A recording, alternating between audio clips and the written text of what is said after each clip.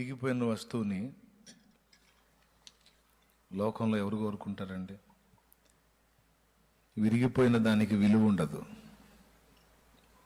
బాగుంటేనే. కానీ యేసయ్య వాడుకోవాలంటే కావలసిన అసలు అర్హత విరిగిపోయిన అనుభవమే.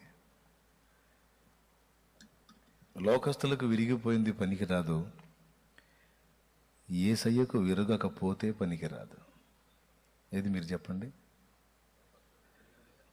అంతే. లోకానికి, లోక సంబంధమైన మనుషులకి విరిగింది ఏది పనికిరాదు, యేసయ్యకు విరగకపోతే పనికిరాం. విరిగి నలిగిన మనస్సే నీకు ఇష్టమైన బలులు అన్నాడు కీర్తనాకారుడు. కాబట్టి ఈ విరిగిన అనుభవం ప్రతి బిడ్డకి ఉండేటట్లు దేవుడు చర్య తీసుకుంటాడు. కొన్ని అనుభవాల ద్వారా పనిగట్టుకొని మనల్ని వట్టివారిని చేస్తాడు, విరగొట్టి నలగొడతాడు. మనల్ని దీనులుగా చేసి ఆయన ఆశీర్వదిస్తాడు. అది యేసయ్య మనసు.